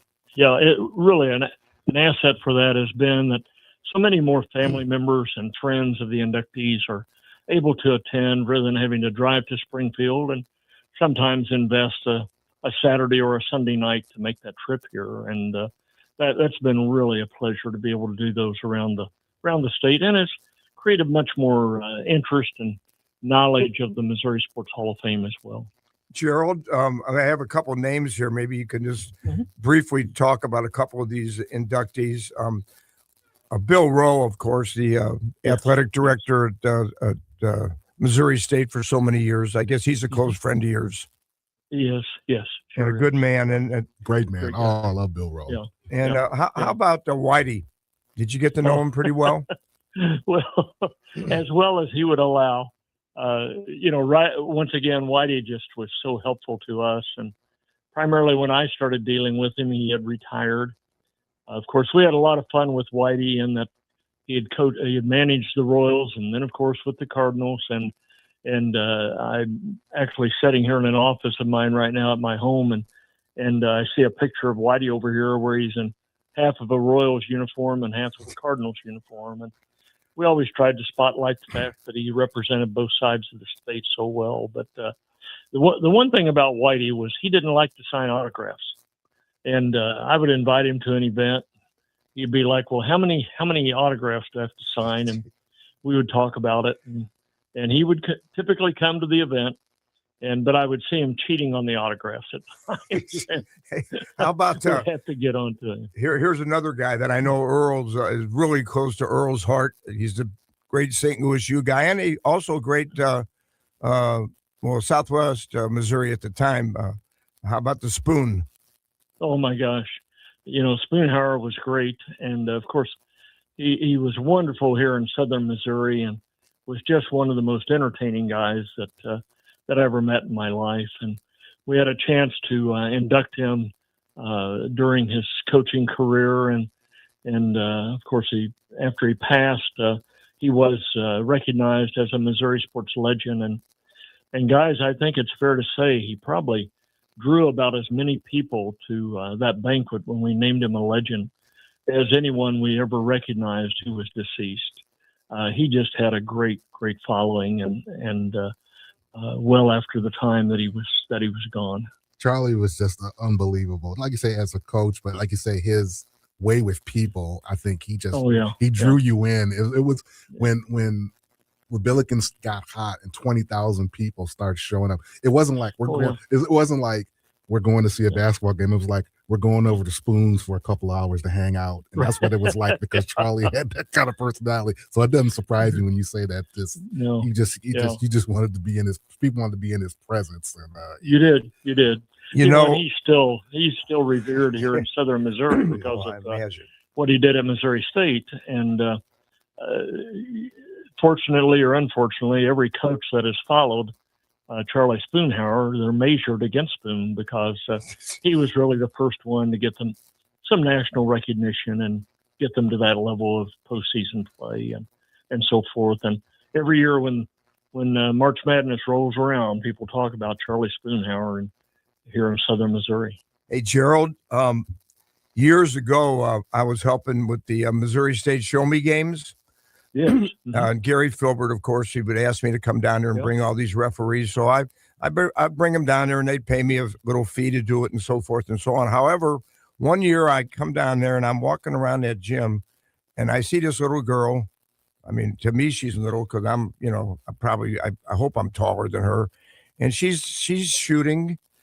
I mean, I can't believe what I'm seeing. This girl she's three. I mean, not the 3-point line. I mean, much farther out, and the ball's just going down one after another. And I called a couple other referees over. I said, "You got to see this gal. Who is she?" Well, she was, I think, maybe a sophomore or junior in high school. Then it was Jackie Stiles, from your area. Oh, could that girl shoot? And her brother became a pretty good referee for a while. And then I don't know, I just kind of lost track of him, but he was working a little bit for us. But Jackie Stiles, and then I met her coach a couple of years later, who was one tough lady there, Cheryl Burnett. Oh, wow. Cheryl Tell me about her. Well, you said it right. One tough lady. Of course, she was a great player and I grew up in Centralia, Missouri and played at Kansas and then worked her way through the coaching ranks and just had an incredible career at Missouri State. She really put women's basketball on the map here at Missouri State. And once again, laid a foundation that's been hard to match since that time. Went to 2 Final Fours. There aren't many coaches in Missouri that can say I've been to 2 Final Fours. And she had some great players. And she started recruiting Jackie Stiles when Stiles was like in middle school, living in, I think, Chanute, Kansas. Chanute, yes. And she started coming to Burnett's summer camps, and Cheryl just stayed after her. And when it came time for her to go to college, there was no question about where she was going to go. I can sit here right now and just recall game after game after game where it was 5 seconds or less to go in the game, and she had hit a 3-pointer to pull out Missouri State. I remember one night they were playing Baylor, and no one thought they could play with Baylor. Well, they were playing with them, and at the very end, Stiles hits a buzzer beater and gets the Bears the win. And Burnett was one of the first women we recognized as a Missouri sports legend. I did induct her while she was still coaching at Missouri State, but after she had retired, she was recognized as a legend and has a bronze bust at the Hall of Fame. And of course, she was hired by Dr. Mary Jo Wynn. Wynn was one of the pioneers in women's sports and was at Missouri State for 40 plus years, just like Bill Rowe. And Dr. Wynn was the first woman we honored as a Missouri sports legend. One of my favorites. I used to go to Lady Bears games back in those days. Melody Howard, Tina Robbins, and the funniest thing was Cheryl would always be out on the floor coaching. Yeah, Cheryl literally on the 3-point line. I think she had a deal with.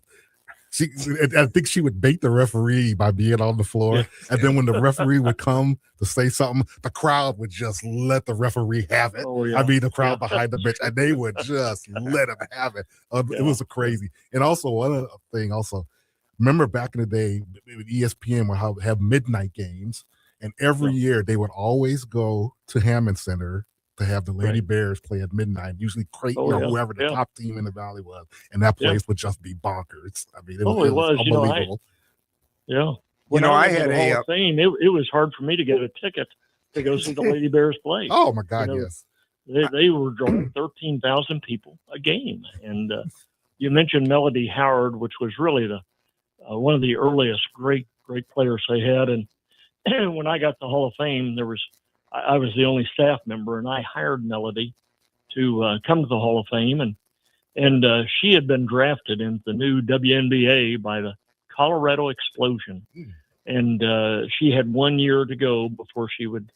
The WNBA was starting at that time, and she agreed to come and work for us for 1 year at the Hall of Fame. Just a great young lady, and really did a nice job. Well, talking about how tough Cheryl was, I made a mistake. I was helping Spoon down there with his camps, and Cheryl was there, and that's right when they changed the size of the basketballs. Okay. Yeah. So I said, boy, this is a great thing for the girls. And she said, why do you say that? I said, well, because it's a smaller ball. Well, let me tell you something, Ron. These girls have pretty big hands. I don't know if that ball's going to feel right in their hands. Maybe the regular basketball felt better. I went, you better go back to the referees, Ron. Let her do the coaching. I heard they said Cheryl used to have a tape measure and measure Spoon's office and the office of all the men stuff to make sure that, hey, I need my office. We need this the same as well. So I love Cheryl for that, but yes. I would make a follow-up comment there. Cheryl and Charlie were coaching at the same time at Missouri State. They had a wonderful relationship. And that's really one of the reasons I think both of them were so successful. They both got along together so well and complemented each other significantly. And, you didn't find that with every men's and women's program around the country, but those two really did well together. Well, this has been great. And we're going to call you again. And there's just so much more we could talk about, Gerald. Oh, yeah. And we are so honored, quite frankly, to have somebody of your stature on the show. Oh. And the Hall of Fame, it's just a wonderful thing. I hope it continues, and whatever help that you need or anybody needs, we'll certainly pass the word around to keep that thing going the best we can. I appreciate that very much. I was there 27 years, and people ask me every other day, do you miss it? Well, of course you miss it, but after I retired, but what I miss are the people. The people really is what made it. And we just had a great run, had so many friendships that developed, and we just really enjoyed our time there. I can't think of a thing that I could have done for 27 years that would have been any more rewarding than being at the Missouri Sports Hall of Fame. It was a great time, and I like to think we impacted a lot of people's lives in a very, very positive way. Well, thank you so much, sir. Thank you. Good to hear from you both. Always a pleasure. Thank you again. Continued success. Gerald Andrew, appreciate him joining us as well. When we return, we'll have another very special guest. Looking forward to this one as well. You're listening to the Easy Second Hour. See you on the other side. You've seen this. It's brand new. Are you online? Oh, hey. Oh, so you're new here. All right, let's get cracking. Okay, then maybe you should check out our website. You're insane. Well, you download songs illegally from the internet. LouInfo.com. The Lou Information Station. 590 AM KLIS, Wood River, St. Louis. Our origin story began.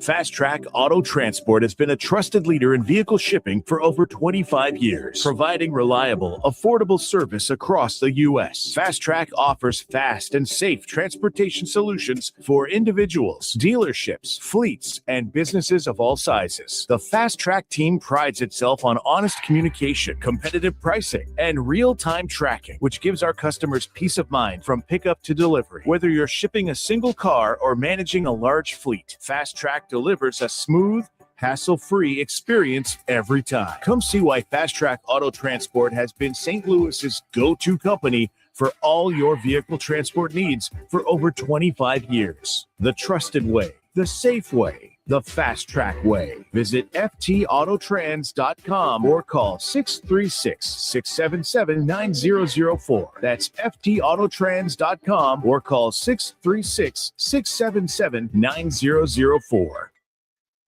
St. Louis sports fans, now you can go deeper with STL Sports Central Insiders.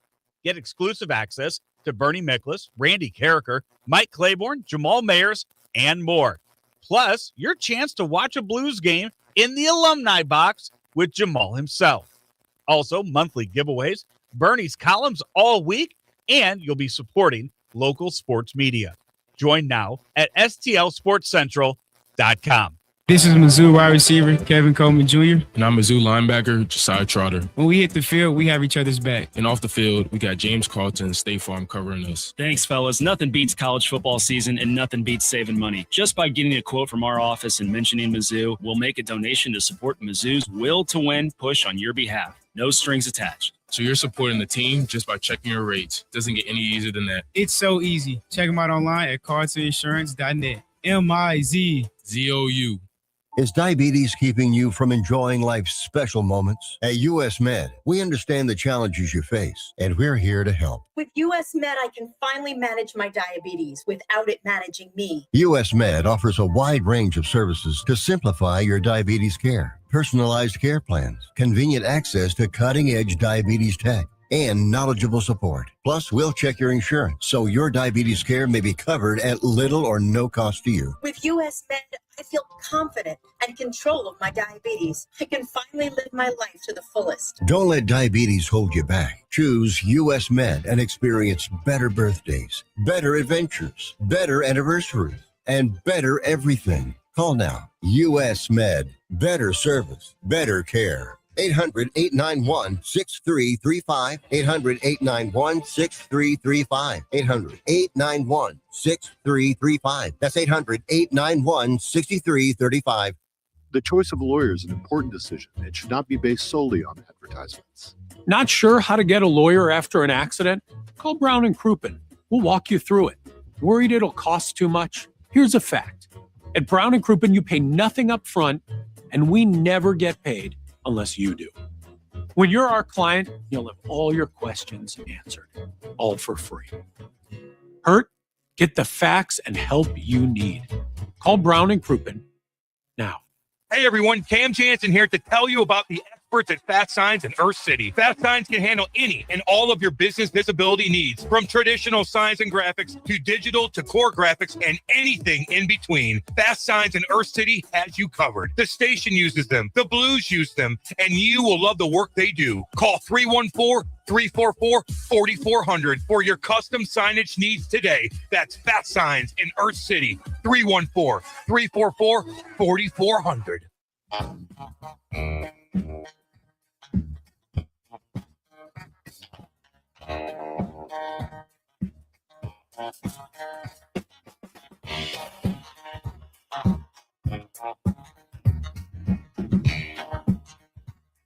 And welcome back to the Earl Austin Experience. It's the easy second hour. I'm going to turn it over to Ron. It's actually Hall of Famer.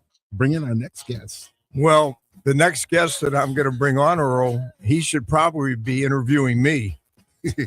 The legendary, my goodness, there's not many who have done more for the broadcasting circuit. All-time great, Jay Randolph. Good morning, Jay.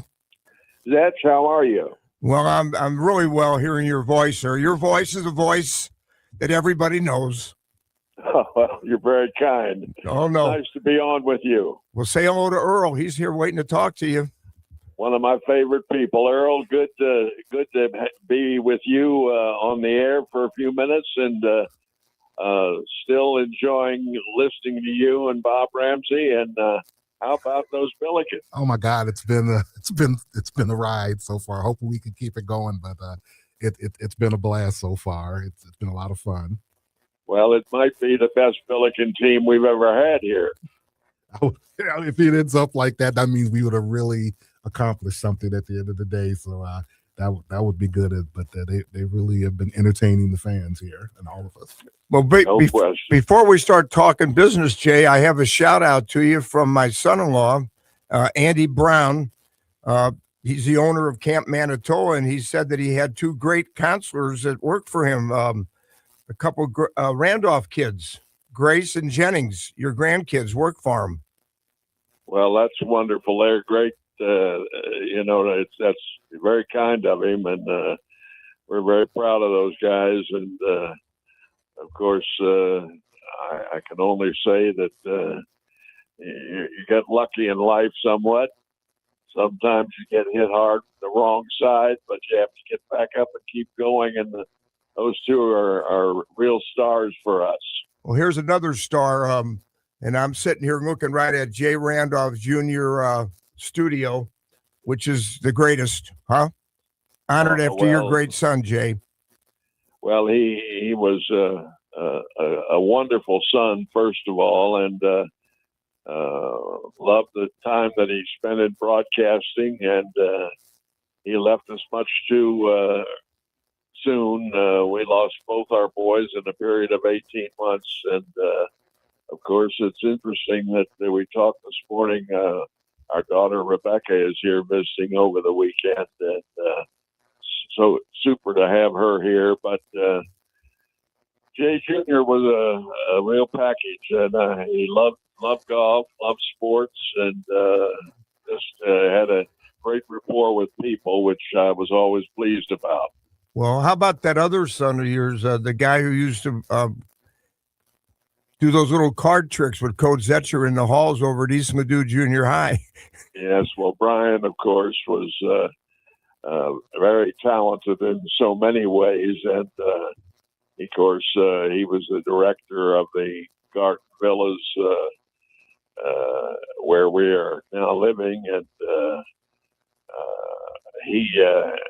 he always had a trick to do, and was always surprising. It was something.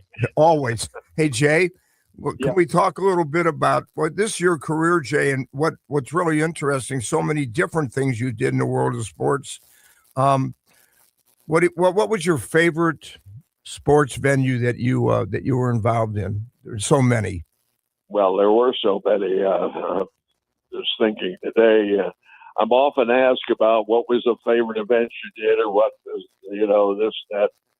And I'm reminded just on today that this is the 55th coming up tomorrow, I guess it would be the 55th anniversary of the only Super Bowl that I did on radio, Super Bowl V in Miami, when the Colts beat Dallas 16-13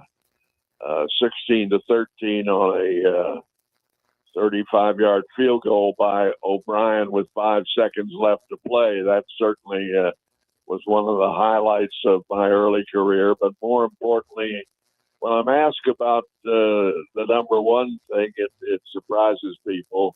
In 1972, I was one of the staff that NBC selected to do the Winter Olympics in Sapporo, Japan. And the first event that I did was the ski jumps. I didn't know anything about ski jumping, but I had a wonderful guy named Art Devlin, who was a German who came to this country and had a hotel at Lake Placid, and had been a ski jumping champion. I worked with him. And on our first day of telecasting, a young 17-year-old from Sapporo, the northernmost island of the Japanese chain, won the 70-meter ski jump that I called. His name was Yukio Kasaya. It was the first gold medal the Japanese ever won in the Olympics. And NBC played that thing over and over again for a couple of weeks. I spent 28 days in Sapporo working on that Winter Olympics. And that certainly, although it was very early in my career at the network, one of my top highlights always. Let me ask you this: did you have some great highlights over at Fairmount with Mr. Mike Shannon? Well, yeah, we had too many of those. But horse racing, of course, was a great love of mine, and I covered horse racing for the network and worked on the first few Breeders' Cups. The horse racing business has changed dramatically, of course, with the increases of purses as all sports. But I enjoyed horse racing. I look back on it, and I would have been better off if I hadn't enjoyed it so much. I understand. Hey, Jay, how about Shannon, though? What a guy, huh? Oh, well, You were one of my all-time favorites. To work with him was great. To play golf with him was great.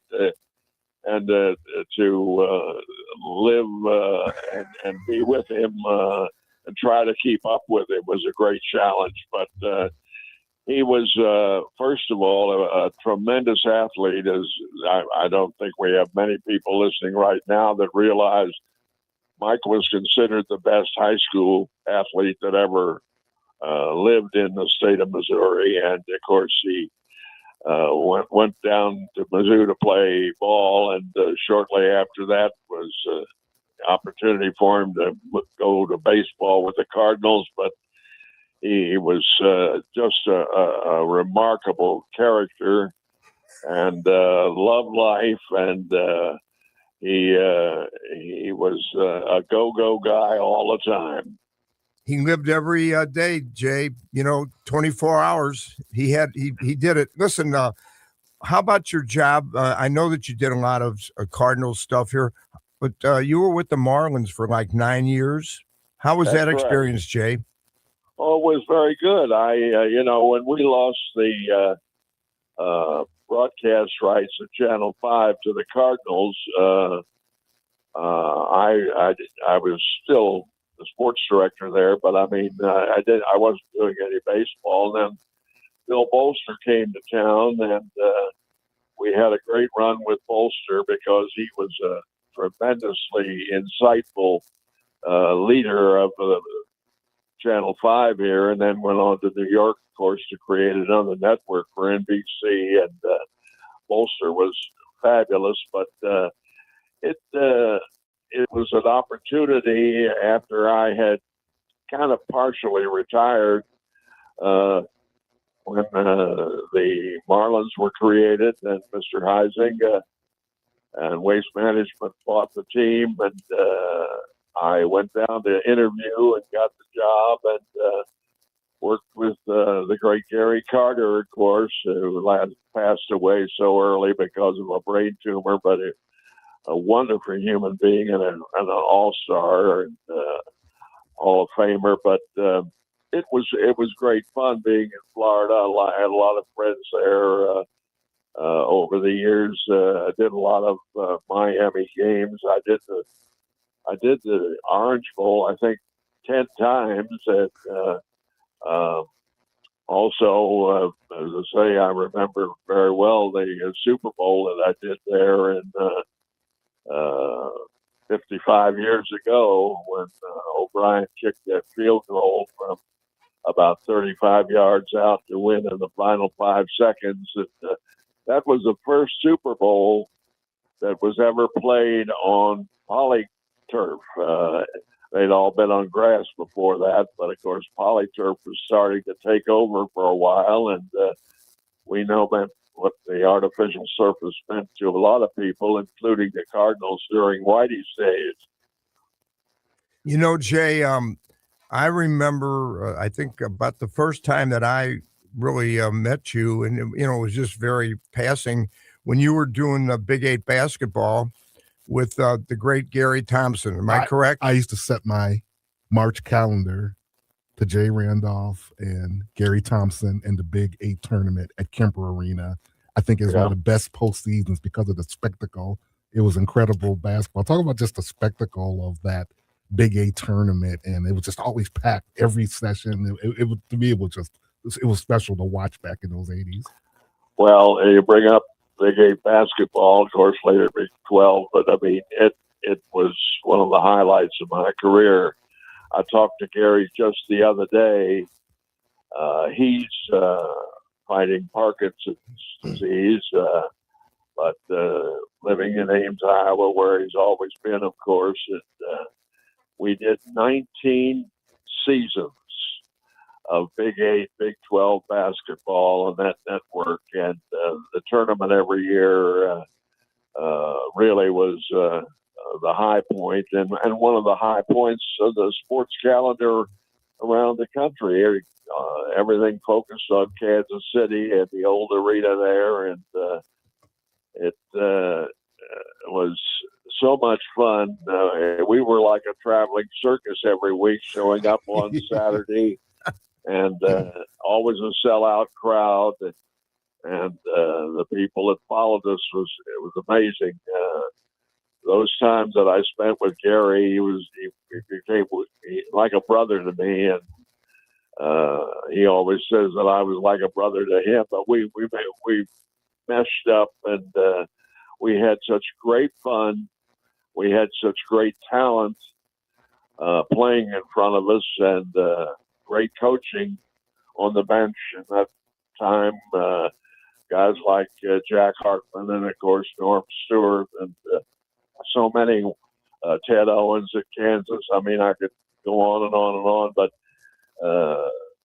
I love college basketball. I still love it, although I'm not very well versed on what's going on with this portal stuff at the NIL, and everybody's getting paid. I'm glad they're getting paid. That's fine, but the game itself is still number one for me.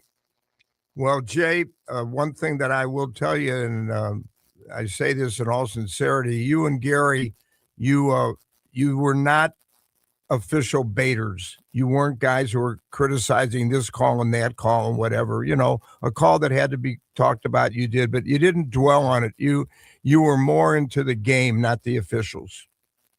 Well, that's true. We both love the game, and I love the atmosphere, the fans, the cheerleaders, the bands, and the job that the players did. And of course, the players today are very, very, very talented, depending on the more so that we had. But it was nice to see teams develop as we went along in that series, and teams that would get to the Final Four or whatever. But that was Saturdays in the winter were very happy times for me.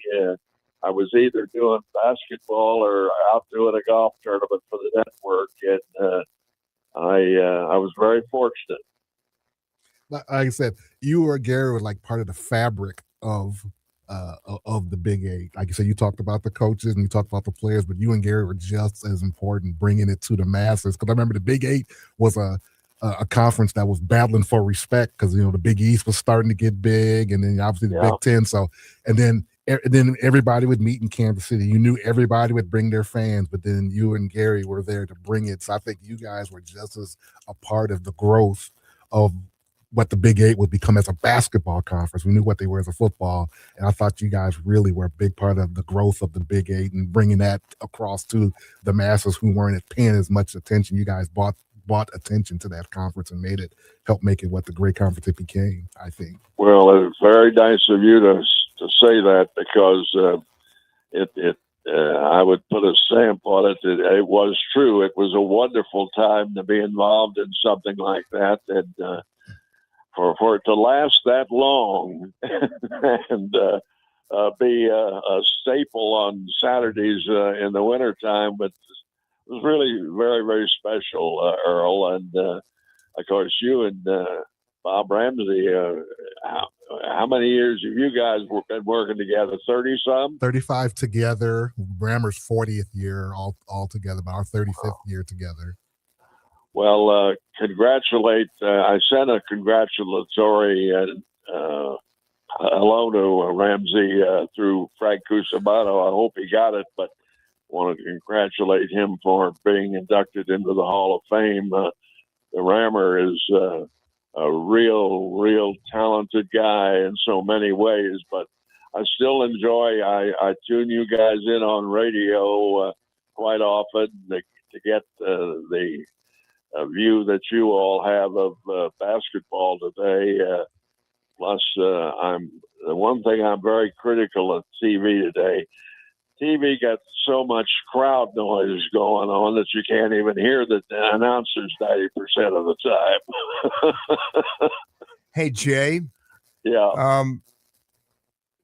One of the great awards that you have received, and I would like maybe you could just explain this award's unbelievable. You got the Jack Buck Award. Well, of course, Jack Buck was the man who brought me to St. Louis.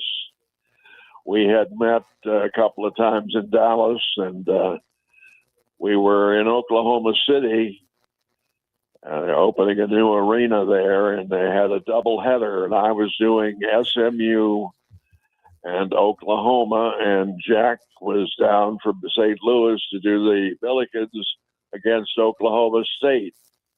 After the doubleheader, we went back to the Skirvin Hotel in Oklahoma City where we were staying, and there was a little bar off the lobby there. I never will forget the name of it. It was the Gollywog Lounge. And we sat and had a few pops, and Jack said to me, you know any good football announcers out here in your part of the world who might want to do pro football? And he explained to me that they were losing J.C. Politz, who was doing the play-by-play of the Cardinals then. He was going back to Louisiana to take care of his mother, and they were looking for a play-by-play guy. And one thing led to another, and about 3-4 weeks later, I had a meeting here at St. Louis with Bob Hyland, and I was hired by KMOX and spent 26 wonderful months with them before I got a call from Channel 5 that put me in a spot where I could really grow and eventually, of course, started working for NBC as well as Channel 5. But that all happened rather quickly. Well, Jay, you did something also. Your dad was a senator, correct? Yes, he was. He was West Virginia. Well, he was, yes, from West Virginia. He was. My dad was a remarkable guy. He'd been a newspaper man, an athletic director at Davis and Elkins College. He was elected in the Roosevelt landslide in the early 30s. He spent 7 terms in the House of Representatives. Lost in, I guess it was 46, to a man who had come back as a war hero, a gentleman from the northern part of the state of West Virginia. And they went to work for Capital Airlines. They were operating out of Pittsburgh at the time and then moved to Washington. And they brought the first jets to America. My dad was with them for 10 years as vice president and director of public relations. And then, of course, he ran for the Senate and campaigned with Jack Kennedy. And I had an opportunity to be involved in that. It was a very important part of my life and something that I will never forget. But Dad was in the Senate for over 30 years, representing West Virginia. So about almost 50 years on the Hill. But he was a great man, a wonderful speaker. He loved sports. He himself had been a terrific basketball player and a tennis player. He played competitive tennis till he was almost 50 years old. But I was very fortunate to kind of hang on to his coattails and meet so many people around the country. And he was, I know there are a lot of kids who are not kids any longer or are listening now and remember their dads. And my dad was someone that you couldn't forget if you met him, because Jennings Randolph was a worker and a winner. Well, Jay, doggone it, we have to sign off, but we're going to call you back in another week or two. We got to keep talking. But listen, speaking of your wonderful son, you're the wonderful son that your wonderful father raised. How's that? Well, that's fine. I'll go along with that. Okay. Earl? Jay, it's an honor and a pleasure. Always great to talk with you, and thank you very much for joining us, and look forward to talking with you again real soon. Well, I look forward to it too. You all have a game this afternoon. I'll be watching. All right, looking forward to it. Absolutely. I'll tell Rammer I'll pass along what you said. Please do, and good luck to the Bills. I hope they keep this thing going. Thank you very much as well. All right. Well, that's the great Jay Randolph joining us on the show as well. Ron, that was a very good one. John always brings the best guests everywhere in the easy second hour. So I'll wrap it up again. I will not be here next week. I will be coming home from Chicago, but I'll be back on the 21st. Ron will be here. Ron Zett will be here as well. So stay tuned, guys. Wrestling on the Spectrum coming up on the other side.